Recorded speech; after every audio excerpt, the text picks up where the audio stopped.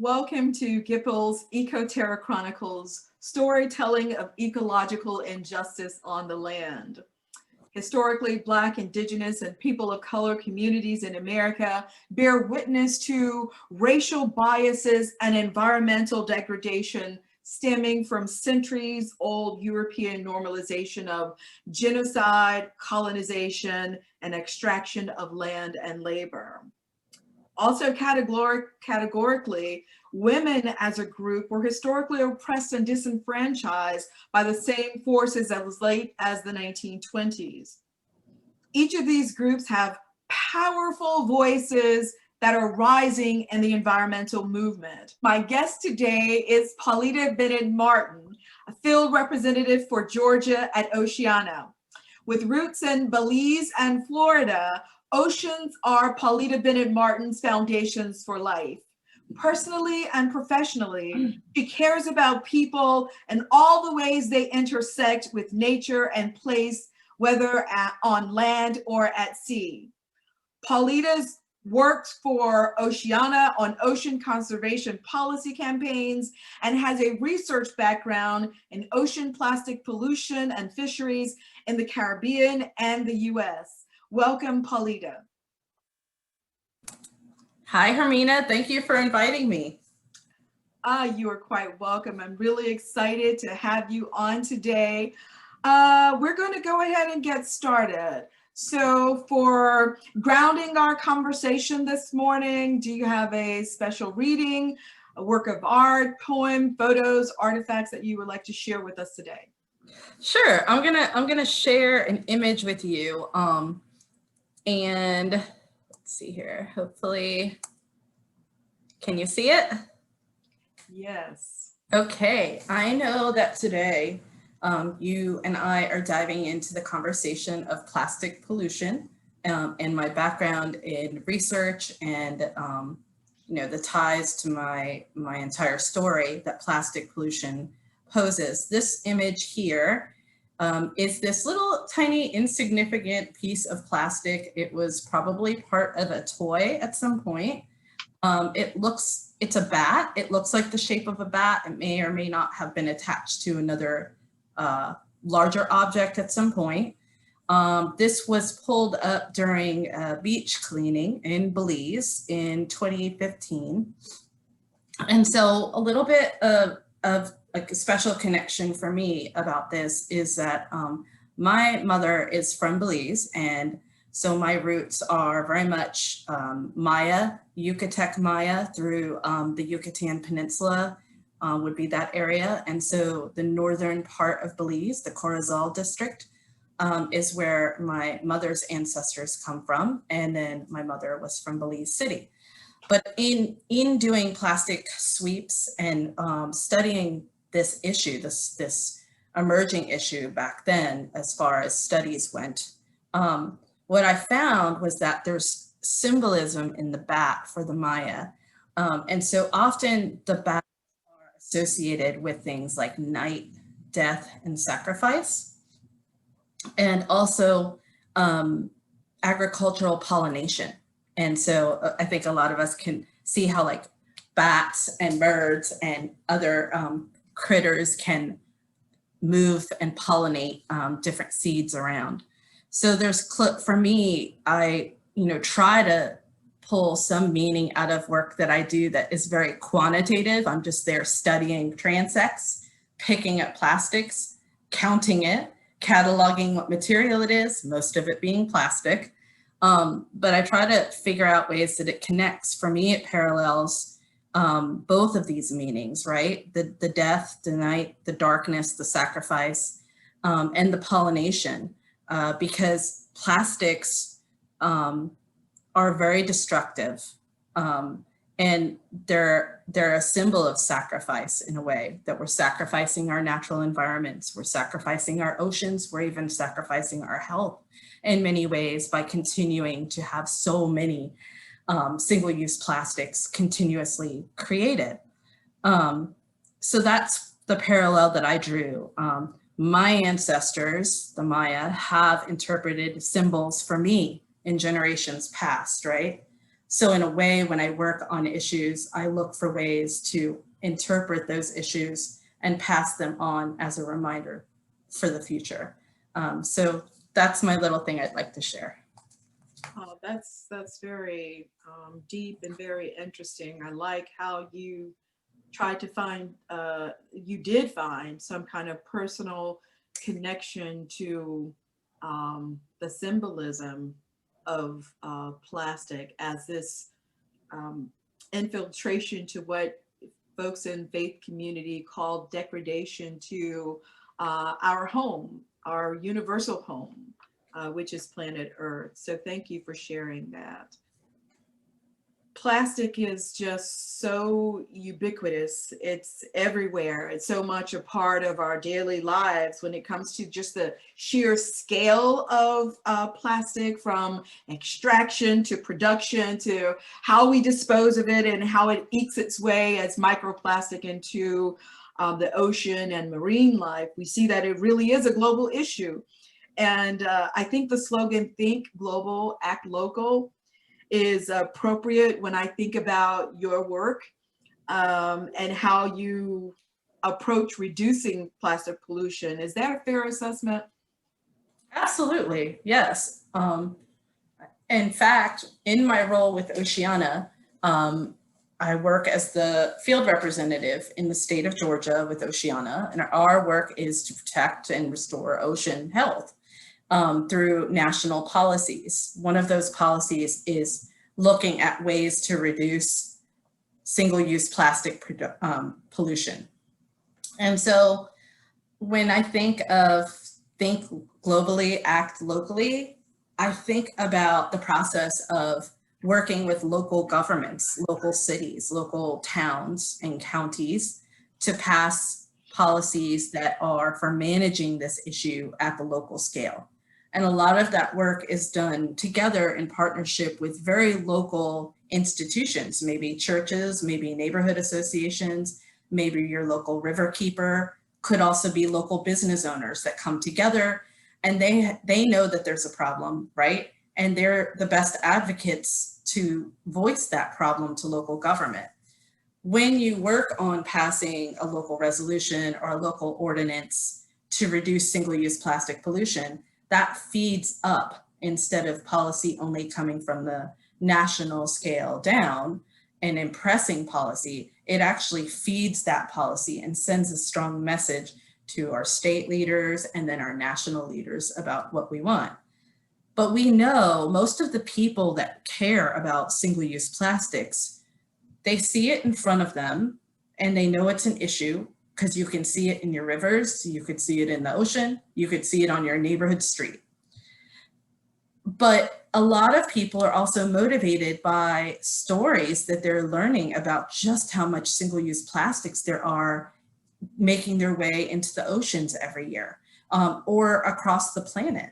So I think that we definitely look at things at a national or global scale, right? And we're inspired by those issues, or we're upset, it lights a fire in us when we hear about those big issues. But we actually get the clearest work done locally. And that's where we can really start to see the change, where it actually is tangible to us. So that's definitely true, Hermina. So I know that you were born in Florida, and I'd like for you to describe the social and natural characteristics of the place in the US where you were born and grew up.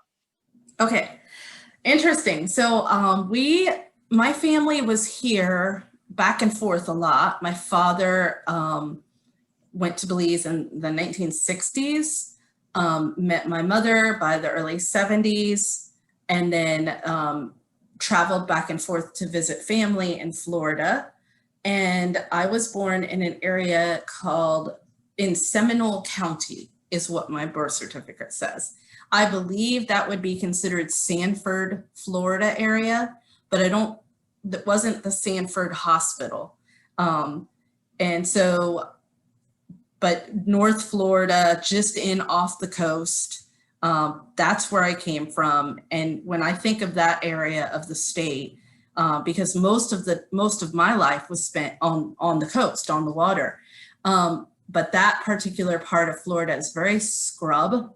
So it's sandy, potentially loamy soil, a lot of palm trees, palmettos, a lot of kind of prickly kind of flora, and it's dry and it's hot. It's interesting because when you get to that part of Florida, even though you're north of the tropics, right? Kind of, I want to say that Indian River County is sort of where that ecotone between the tropics and the subtropics happens. And so in the north part of Florida, it's hot and it is dry and it can be still. So it's like a mix of, if you're familiar with the tropics in the Caribbean and then you're familiar with the low country, it's a complete mix of the two things. That's what I remember about that. Now, I didn't get to spend much time in Seminole County because I think we were on a trip. So we were on a trip to the US, and so I was born, but then we went back to Belize fairly quickly, and I believe that I went to, my initial area was Belize City. So my family had an apartment in Belize City on the top floor of an old colonial house, overlooking the Caribbean. So again, like I said, I always recall everything about my life being close to the ocean. My first initial moments probably standing up and seeing color would have been probably the blue color bouncing in off of the ceiling of our flat in Belize City. And again, you're in the tropics, you're in the Caribbean. Actually, you're in the Mesoamerican ecosystem, with Caribbean culture. So it's an interesting mix there. And what I remember seeing as a young person in Belize City was definitely the water. That was the most strong thread for me, for my visual memory. Everything seemed aged, but colorful. So like you could tell the salt water and the hard sun had a lot of wear on everything, houses and buildings and stuff. And I remember very kind of sandy, dry type roads for the most part, except for when it rained a lot. Then everything got kind of, mucky because you didn't have paved everywhere. And I remember that plant life would grow out of anything possible. So it was like a very strong desire to survive for plants. So that's the beginning of my life. And I would say it's very similar between there to my coastal experiences in Florida. We've spoke a couple of times about these two spaces, these two areas of your life. Which do you have the biggest impression? What has given you the biggest impression from a natural point of view? From a natural point of view, I would say the biggest impression I had in my early life was swimming in the ocean in Belize. Definitely, like some of the most early sort of memorable emotions about connecting with nature may have been actually like snorkeling as very small kids, as like, 4 and 6 and those types of ages, out off of San Pedro.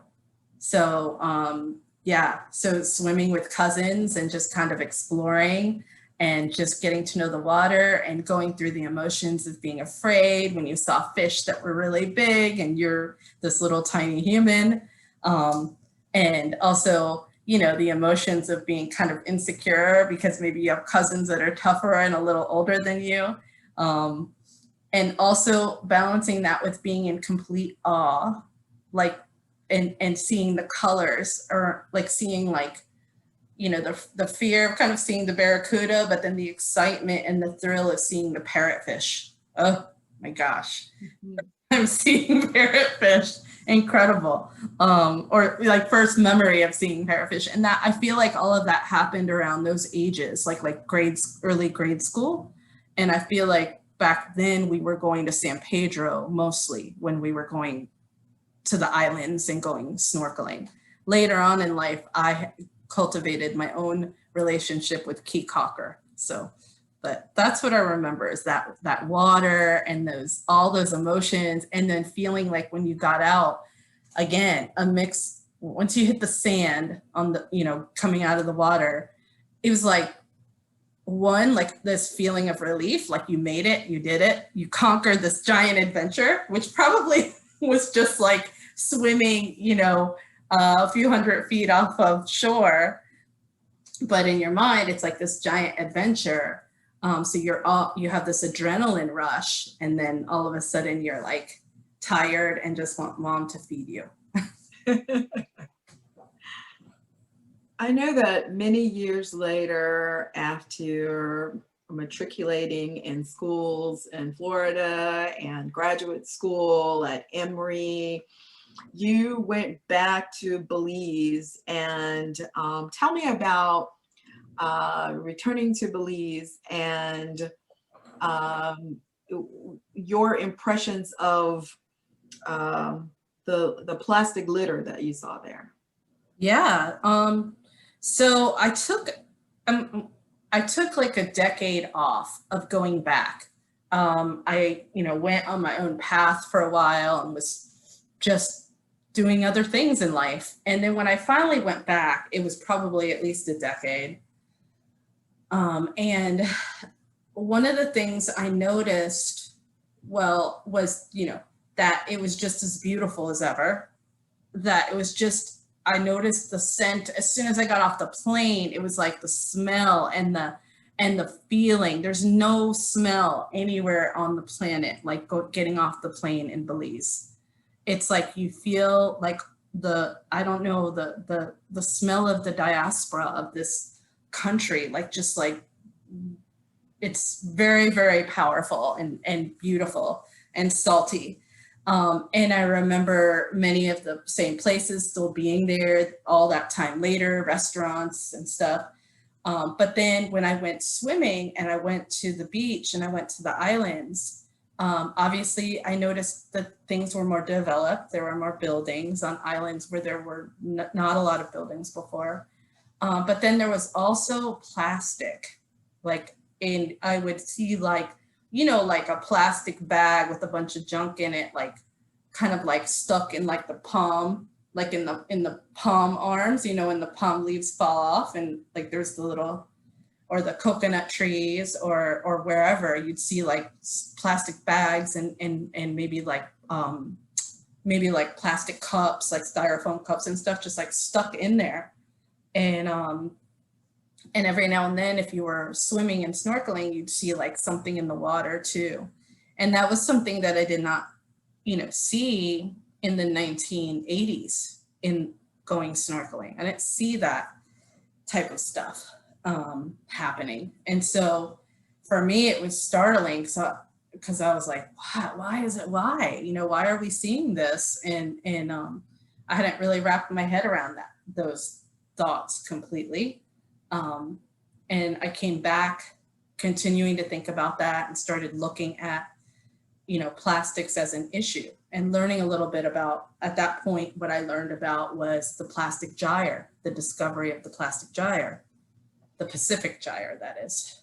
And so there's many gyres now of plastics across the planet. So yeah, so I started to realize this was a big thing, you know, and started, because of being curious, I started searching and finding images of places across the world where there was accumulation of single-use plastics in rivers and ocean and stuff. So that was really upsetting because it wasn't like it was that long. It wasn't like it was that much, you know, it wasn't like a whole lifetime. It wasn't like 40 years later, all of a sudden everything changed. We're talking about kind of like a decade of change. To see that was really upsetting, and to know that to understand what it is, it's not like a mystery. It's not something that I wasn't witnessing something that's just like, well, how do you unpack that and how do you fix that? It's plastic. It's single-use plastics. There's that we can have alternatives to. So it's very frustrating because we know what the issue is and we know that we have some alternatives for it. But the problem is much deeper than that, you know, so. You've studied how plastic as waste make people feel. From your research, could you explain the impact of plastic on people and the scars that it can cause on people and place?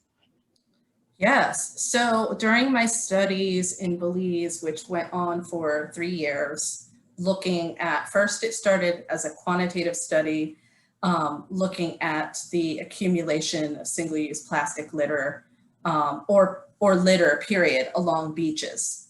But what we found over the first baseline survey was that it was predominantly plastics that were being found in the debris along coastlines and islands. And then through that, I started to notice that people in the towns and villages that I was working in took an interest in what I was working on, and they had their own opinions about it. And that became important to me because putting the numbers together and creating the charts and showing people the patterns of litter is one valuable piece of information, right? That's a data set. But understanding what people were willing to do to change it becomes equally important to understanding the problem. And so I started to speak with my professors at the time and adapt the research to include citizen science surveying processes. And so that people could begin collecting data with me, and we could discuss our findings, input everything, look at what we're seeing across, compare different communities across the country. So after that, I then started to record the discussions to kind of identify what were people's responses to this, what were they feeling, because a lot of times I think people feel that others don't care. We feel very alone in the things that we care about or that we get upset about, right? And so people will often make very quick assumptions that folks don't care. What I found was that a lot of people care. A lot of people would make changes in their life to reduce single-use plastics. I found that a lot of people also felt a sense of hopelessness because what can they do? How they don't necessarily know what their options are to create change, or they don't feel connected to those options to create change, or they may not feel that they have the capacity because of their own responsibilities in their life to create that change. And so it was a mixed bag, but overall, it was a very small amount of people that I came into communication with while doing my studies in Belize who just didn't care. It was a very small amount. I would say close to, maybe 2 to 3% of the people that I discussed these issues just didn't really care about it, didn't feel it was a big deal. And whereas everybody else did care, but with like varying levels of capacity to do something about it. So how did, in your research, if this was anything that you looked at in your data, how did class, race, and socioeconomic status play into those who participated in your research? and even those who care about it, because I know that Belize is not just this one-dimensional society. You know, it's many different ethnic groups in Belize, and I know that from my experiences that this class consciousness plays into who gets to be a part of the solutions, who actually lives in these places that are highly contaminated by plastic pollution, which is essentially, you know, what we call environmental racism. Right. Well, thank you for asking. I'd like to show you a little bit of that, if that's okay. Sure. Let me share my screen. Okay, so the pictures for me sort of speak for themselves. So this is one of my cleanup crews that I coordinated with in Belize City. We have many different actors, like different demographics of people, different professional backgrounds that were involved in this cleanup effort, which was a 2-day effort at a, this one happened at Novello, the old Novello bus terminal in Belize City on Colette Canal. And we have people here that are advocates from Oceana, Belize, actually.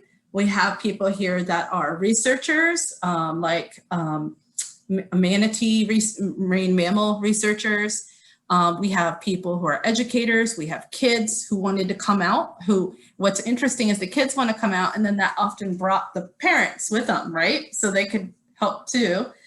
We have people that work in construction. Some of the people work in different construction jobs.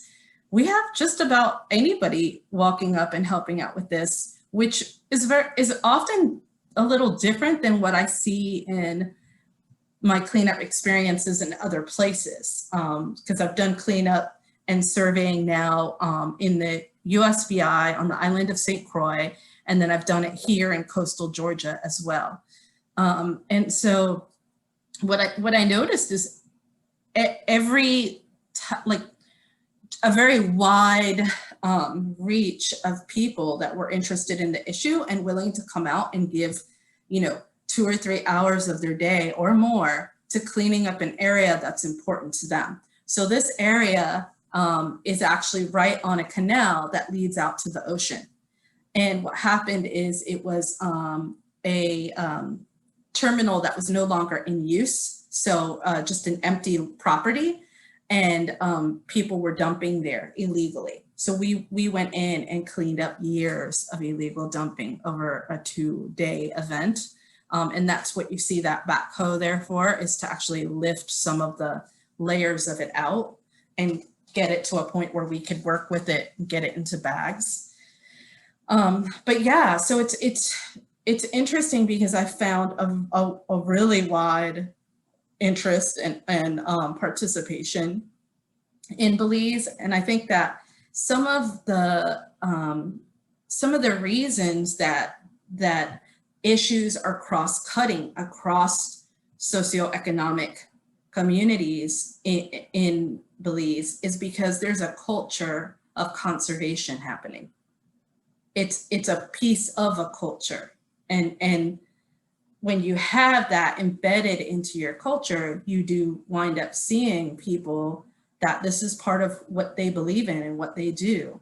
And so that's one example. Let me see if I have another. This is a exercise in the island of Key Cocker. And so again, great amount of like different people, locals, people from Key Cocker specifically, people from the mainland of Belize, expats, tourists, some of the village council employees, sanitation employees, people that own restaurants, tour guides. I mean, again, very broad. You can't really it's hard to put a like a finger on like who's gonna be there. You have no idea who's gonna be there. And it's a beautiful thing to me, because in a lot of senses, like when you think of conservation in certain places, people will call them enviros. The enviros show up, right? But here it's like just kind of anybody. It's part of their, like, this is our island, this is our beaches, this is our community. We're gonna be part of this. And we were doing an exercise here of a cleanup and then creating messages with some of the found objects. And so, I mean, people were fired up when we started taking images. People were basically voicing their opposition to plastic pollution and petrol and offshore drilling. And so that's what this image is. It's hard to explain. It gives me chills the way that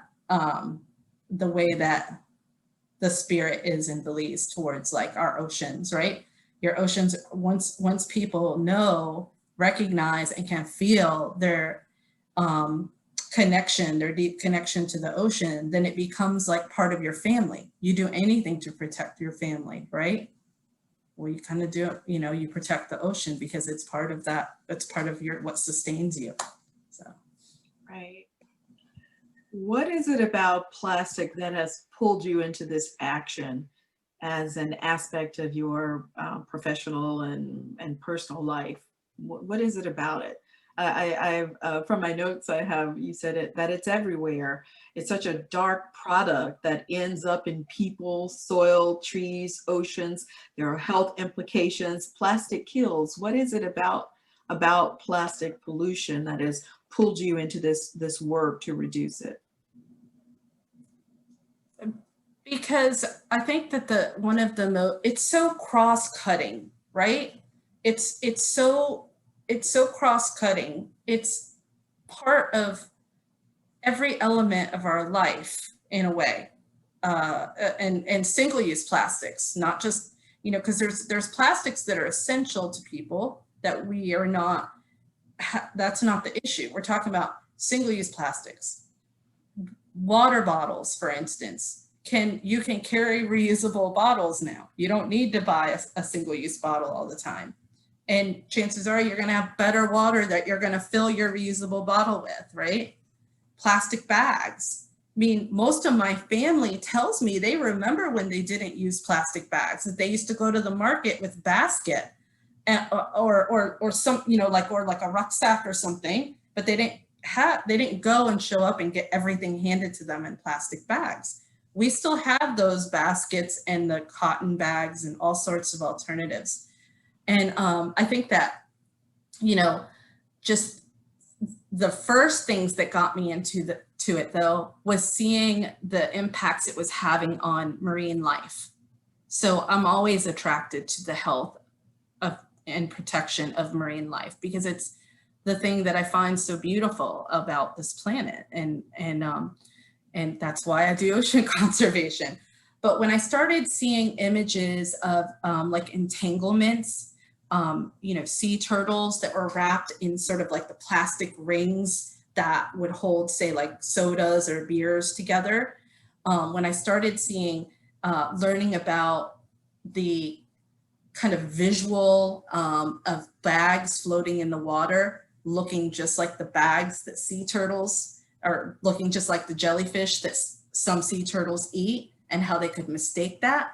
And then starting to think, I mean, at this point, I'm hard into science and research, and starting to put all the pieces together and realizing, oh, well, if they start ingesting the single-use plastic bags, then eventually that's going to block any ability to take in nutrients and be healthy, and they're going to die a long, painful death.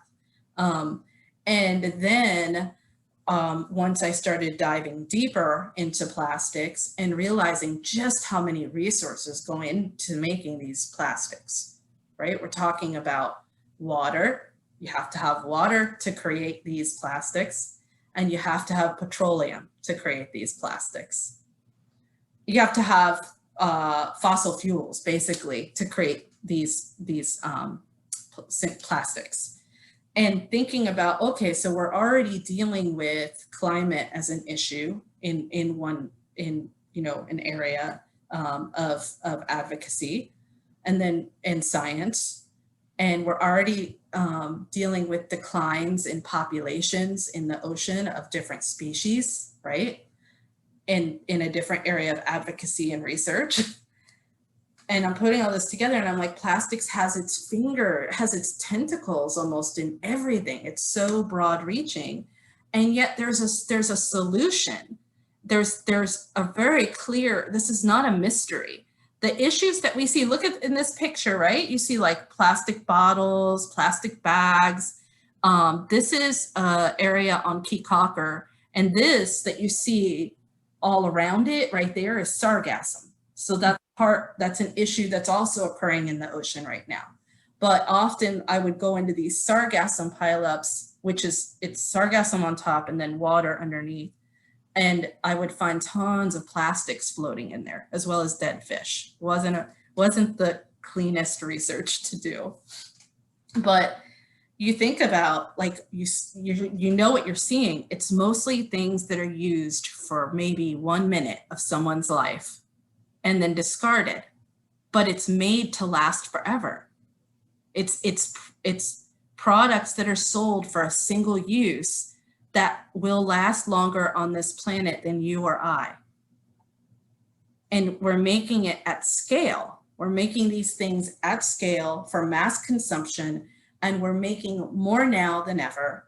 And the projections, the estimates show us quadrupling our production of single-use plastics by 2050, I want to say, and I'll have to get that number, don't quote me on that. But over the next couple decades, we're looking at quadrupling our production of single-use plastics. When we already see the amount of bottles and plastic utensils and plastic bags and straws, very little things, but when you talk about billions of these things, it's a huge thing. And we have alternatives to this. I mean, that's the beautiful part about this, right? Is we have alternatives to this. And these aren't things that people aren't passionate and in love with their plastic bag. Nobody's gonna, give everything to protect their plastic bag. They're objects of convenience that are being marketed to us, right? They're not cultural assets or environmental assets. They're objects of convenience that are being marketed to us, and that we need to stop using them and stop producing them at scale. And that's why that's why I've always been into plastics, is because I think that it's right in front of us. It's not abstract. We see what the things are, and we know that we can switch off of them. But this is a matter of really, reconnecting as communities, as local communities, again, going back to the act locally, think globally, but also as people. We need to get back to where it's not cool to be carrying a plastic bag. It's unattractive. It's not cool to be drinking out of plastic bottles. It's, not attractive. We need to be thinking about the fact that we know that the alternatives are better for us. And one thing I just want to tie in there is that these things it's not just a connection to the ocean. It's not just a connection to the sea turtles and the fish that I mentioned. For some, this issue is very much tied to the influence that plastics have on climate and also on health. So as all of the science is moving very quick on what we know about plastics and how they impact human health, but everything's continuing to generate in the pathway of there's problems. These plastics, when they're ingested by us, they cause health issues. So it's a growing public health concern. And so, that's where I say it's very cross-cutting. It has an influence on driving climate. It also has influences on our health. and it's also destroying the thing that I work for, which is the oceans. So that's why it's important to me. Yeah, it's worked its way into our food chain. The foods that we eat, the fish that we eat, and all the things that we consider to be so beautiful, like the North Atlantic right whales, like loggerhead sea turtles, and and people. So when you're walking on the beach, let's say or on Tybee Island or on Jekyll or St. Simon's Island, and you go there for this relaxation, for this peace, that you have this internal expectation that that beauty is always going to be there. But it comes to these issues of taking action and sustainability. You know, how are you going to leave it for the next generation? Absolutely. How has this work that you've done in Belize transition into the work that you do there in Savannah around plastic reduction, single-use plastic reduction in and around Savannah? You know how this is a great question, and I think of it, and I'm going there. It's given me hope because I landed from my first round of research in Belize back in 2014, I think. Was collecting data, was sharing that with the government in Belize, was sharing that with the NGOs like Oceana working in Belize. And by 2018, Belize passed a national ban phasing out single-use plastics over several years that they began to implement in 2018. And so we went from there not being any research on this issue at all in Belize to people coming together and starting to create little community pockets and like a movement, right? Mm-hmm. And the communication happening and the information getting shared and the advocacy happening in a way that is, you know, right for Belize, and a national policy being passed. And it took time, obviously. This type of work always takes time, but it happened. And it's very inspiring and hopeful. And so working in Savannah, we just passed a single-use plastic resolution with the city of Savannah to phase out single-use plastics on city property by next year. And again, a lot of work went into that, but it's very similar in that I started connecting with and working with local people who care about the issues. And you were familiar, you were at some of those meetings, but there are all kinds of people at those meetings who have a different interest, a different angle of why plastics is important to them. And through through perseverance, thoughtful education and outreach, and through thoughtful writing, we were able to propose something that was a policy that the city of Savannah could adopt and not affect or impact anybody negatively, businesses, etc. The city decided that they would like to phase this in on their property first and lay the groundwork, the example for others to start getting on this pathway to reducing single-use plastics. And we're starting to see these types of efforts pop up all across Georgia. The city of Atlanta passed a similar ordinance, right? That's a big impact to single-use plastics because the city property includes the Hartsfield International Airport, which is one of the busiest airports in the world. So they have to phase out single-use plastics. And then we have places like the city of South Fulton passed an ordinance to phase out single-use plastics citywide. So everybody is coming at it from maybe different, it's a different commitment in each city or town, but they're doing it. And it's very, I think when you've been somewhere where you think like, my gosh, how can we fix this issue? and you are there from start to finish, and you see how it happens, and you see how important the issue is to different people, it lets you be hopeful. So when I meet with people here in Georgia who are interested in doing this, and they feel like, you know, you're advocating and you're being told, oh, we can't do that, or that'll never happen, you know, and you know that anything's possible. And you also are armed with the fact that you're doing the right thing, because single-use plastics are a problem that we need to fix. And at this point, we cannot continue to run for the mop when the tub is overflowing with plastics. We need to turn off the tap. That takes you to the producers of this. That's right. These huge corporations, global conglomerations that create this plastic. I remember when we did the webinar on the story of plastic, and you saw the plastic gyre, and in these developing nations, the amount of plastic that just accumulates in these small countries is certainly an injustice, because like you said earlier, nobody wakes up and say, you know, I'm gonna dispose of plastic this way.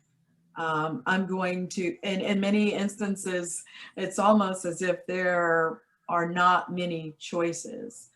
But you said that there are various reasons, and as you work with communities there in Savannah, as to why people, individuals, communities, stakeholders choose to join this fight against plastic pollution. What are some of those reasons that you found in working with these?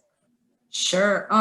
So I have met with you know, people who care about this purely from an environmental standpoint, from the impacts on their waterways. Many of the river keepers are seeing a lot of plastic accumulation in the traps that are set along the waterways. They know the issues there. And then we also have people that are very, you know, a lot of people looking at the implications of this for our health. And then we also have more and more people coming out, and this is so important, coming out about the justice implications, because of the fact that plastics is, we think about plastics as the end item, the object, and we've kind of created this narrative that it's about litter, right? That it's a problem once it's the litter. No, no, no, no. It's a problem from extraction from the earth, right? As we're extracting fossil fuels, as we're producing these polymers, right, these plastics, we're driving climate and going through these volatile chemical processes. Where do those types of facilities go that are doing this? Communities of color. Yeah, they're definitely not going in a, you know, nice gated community. They're going to impact the communities of color. They're going to impact, you know, working class and communities that have been socially and economically oppressed already for generations. And so there's a lot of questions around these types of facilities. And a lot of people come into this work as well, advocating because they're upset because they've been told that recycling is the answer. They've been told that if they just recycle, that takes care of everything. And there's a lot of kind of misconceptions about recycling and what recycling actually does. So they've been sold on an inadequate solution. And they're like, no, now that I know that, you know, only, you know, around 9% or so of the plastics that we say are recycled are actually recycled, this is ridiculous. So I think that people come from almost all angles, and that's what's making this movement very interesting, is that everybody has a voice in it. So it doesn't need to be one group or one specific issue area that's the sole focus. Everybody has a part to play because plastics is reaching so broadly, it's impacting everybody. Yeah, so all sorts of reasons. I've also met people who've come into this because they've known people, family members, et cetera, who have gotten sick and had health issues due to their use of single-use plastics, their exposure to single-use plastics. So I've heard a lot of different stories through this work, and it's empowering, and that's how we empower each other, is that everybody is coming with their truth about why it's important to them, and that we support one another, and each message is just as valuable as the other. You stated that there have been some successes in like South Fulton County, Atlanta, also Clarkston, I believe, has passed Clarkston, yep. To reduce the impact of plastic. Plastic pollution is such a mass scale. Are you hopeful that we will be able, that people, communities, policy will be able to really continue to reduce plastic pollution and put this planet on a path to continued sustainability? Oh yeah, I'm hopeful. And so while the local communities are pushing from the local scale and communicating their issue up, it's already influencing up ballot leaders. So we have 2 state senators, Senator Donzella James and Senator Sally Harrell, who have introduced state bills to phase out single-use plastics. That's incredible. We've also managed to fight off preemptions. So there have been pushes to preempt our rights as cities and counties and towns to manage single-use plastics and remove our rights. We have fought that off numerous times in Georgia. And now we have a national bill. We have a giant comprehensive national bill called the Break Free from Plastic Pollution Act.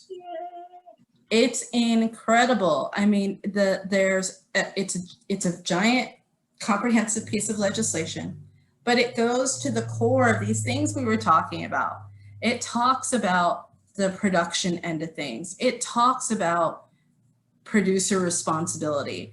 It talks about what types of programs we can have that would be financial incentives. It has so many different details to it that come from lessons learned, are things that are just common sense and practical, but also don't just look at this issue from the lens of environment. It looks at the issue from justice. What does just policy look like? How's everyone included in this set of protections? So the Break Free from Plastic Pollution Act is really an incredible piece of legislation. And I'm hopeful because this act was introduced in the last Congress, the last year of the last Congress, though. So it wasn't worked on a lot, didn't have a long time in Congress. And then we also know that our country and the world faced some tougher challenges in the last Congress with everything happening. But this time it's been reintroduced and it was tightened up according to feedback from this incredibly diverse group of coalition partners who are saying, well, this is the way that we're concerned about it, and this is how we're concerned about plastics. So Break Free from Plastic Pollution Act is very hopeful. It shows that we not only are we thinking of things locally, and certain states are looking at these issues as well, but now we have national leaders who are stepping up and saying, hold on a second here. We have got to get this, we have got to pull the plastics problem back from the tipping point because we're getting close. Well, Paulita, I want to thank you so much for sharing your story about plastic and plastic pollution reduction, and helping us to better understand how plastic is a major issue when it comes to what we consider earth care justice. Thank you so much for being with us today. Thank you for having me. It was a lot of fun, Hermina. It's always great to catch up with you. Indeed it is. All right.